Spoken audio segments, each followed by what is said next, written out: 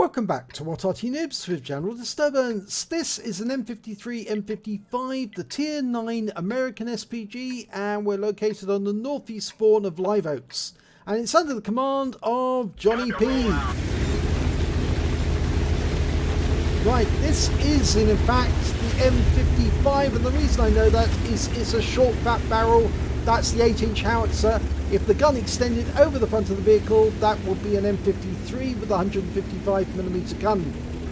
But you've got a turreted SPG, and it's based on the chassis of the M46 pattern. And he's found his firing position, I think, in this bush. Just sorting himself out, and he's ready to go. Got a reload time, 34.87 seconds, or 67 seconds.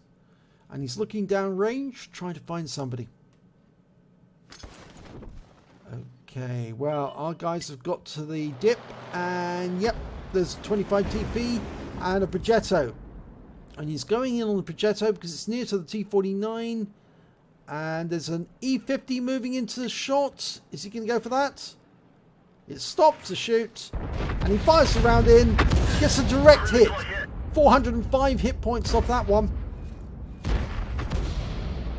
And because he destroyed the track, he's picking up damage assist.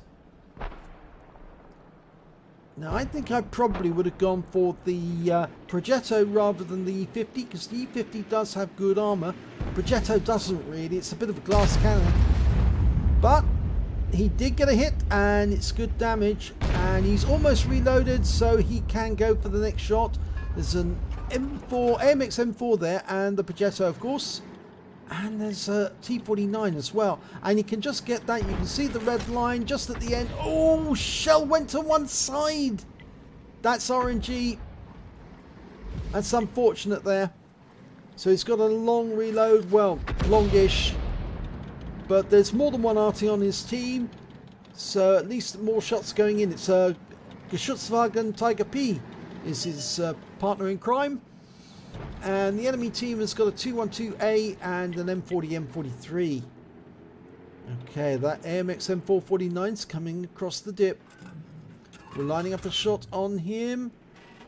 Round out. And that must have been close.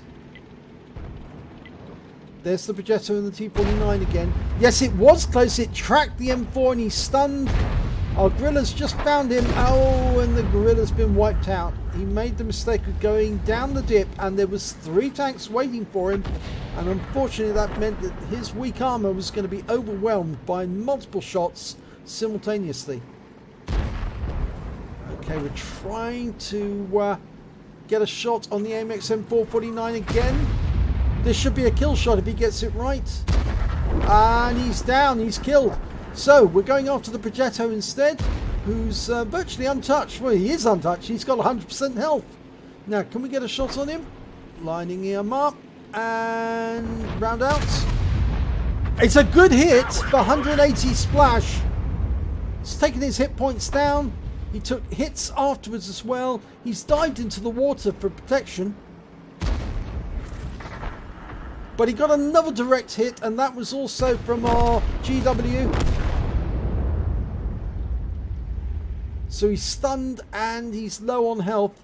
This shot, if we can get this on target, will kill him.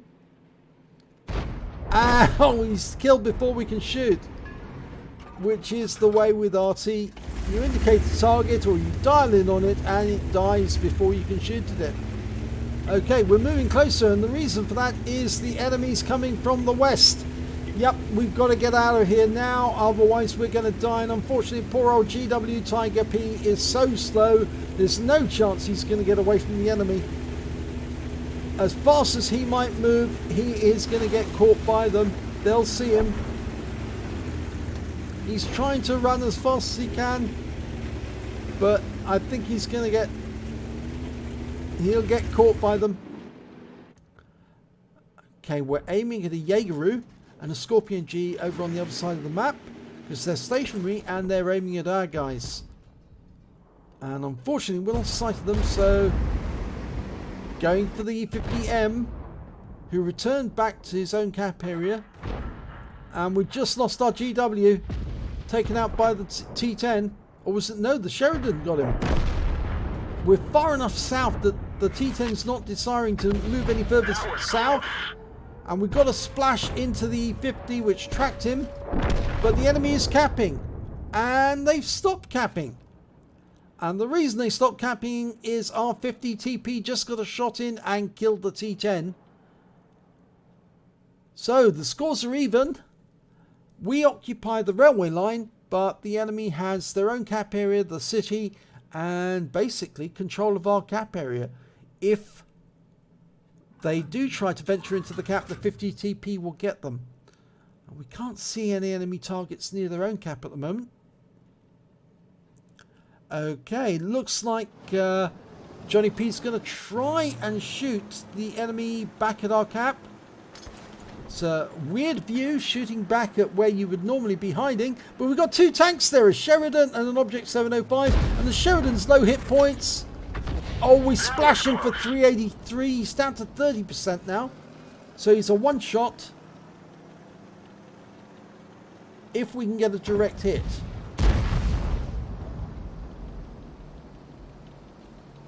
Now, the alpha damage on the M55, the 8-inch howitzer, is 1050. It's only got a penetration of 52 millimeters, though.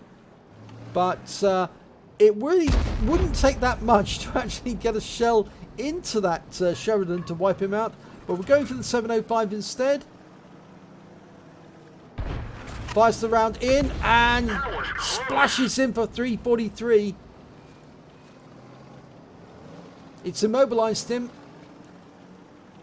but I'm not sure the 50 TP's moving up just yet. He's using the ridgeline, trying to see if he can get a shot without actually getting hit in return. Yep, there was a shot from the 50 TP there. So, only a few more seconds we'll be able to shoot again. Got a Scorpion behind us some distance away. Okay, we're ready to go, and we're dialed in. Now, round out. Oh, went long. Yeah, and the enemy's still coming up behind us. Now we've got a Jaegeru there. The Scorpion G went down, but the Jaegeru is coming up, and he is 100% health. So we're focusing all our attention upon him now, but we haven't centered our arc of fire. The green line down the center shows which way the vehicle's facing. And the Jaegeru is right at the edge of the field of fire, which means if we try to turn slightly to the left, we'll get massive reticule bloom as the vehicle has to move. We're ready to shoot. Round out. Direct hit. Tracks him. It looks like it hit the front drive wheel. I can't see any yellow marks other than the drive wheel. And we picked up some damage assist. As well as some stun assist there, I think. No, it's being counted as stun assist, but he was tracked by our shot. Now, 27%. One shot should be enough to finish him off. Up in the north, our T-30's just taken out the Object 705. Oh, not enough to do it. It's left him on 12% hit points. He is a one shot now, though, for sure. Anyone can fire a round into his lower plate, probably get him. He's pulling back and angling as he goes. Yeah, he's obviously not happy. But he's going up for another shot. Trying to line up somebody. Can't get it there. We're almost ready to go. This will very definitely kill him if it lands. Round out. And it does. 264. Okay, we got the Sheridan, I believe, in the cap. The C-30's up there, and I think he just got a reset. Now, are we turning to face, or are we going to go after that bat chat? Now, he's centered the arc now, and that works because he can shoot at the bat chat without having to move the vehicle. There's the T-28. He's almost loaded, dialing in, marking the target. Ready to go, round out. Direct hit on the rear. 447, he got that perfectly lined up. And that shot went in, but I think it just tracked him.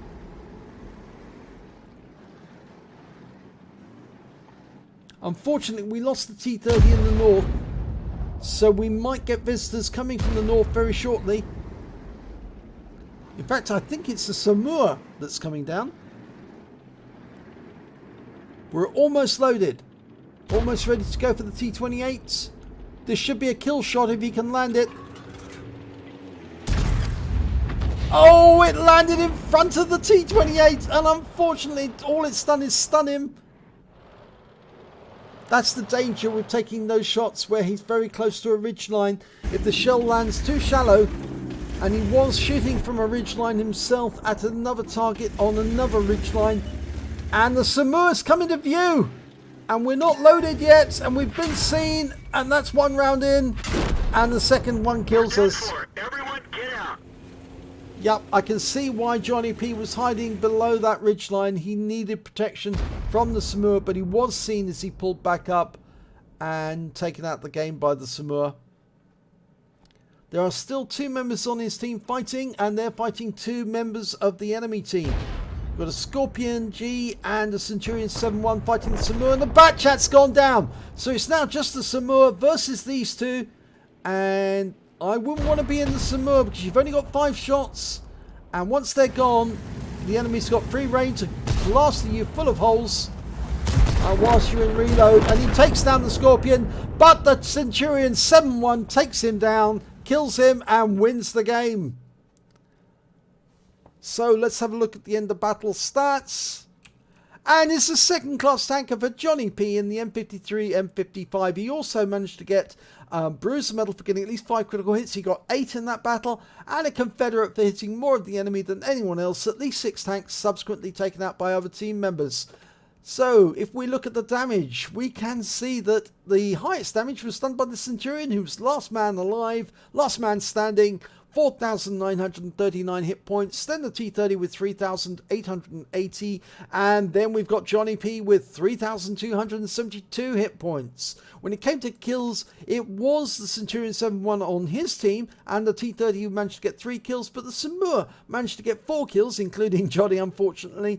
And then, of course, if we look down the table, we can see JohnnieP only managed to get 1 kill in that battle, if we look further, in fact that was the Jaegeru, if we look further at the base XP, we can see that the Centurion managed to get the highest amount, 1,304, then the T-30, then the Scorpion G, and then we have JohnnieP with the M55 with 889.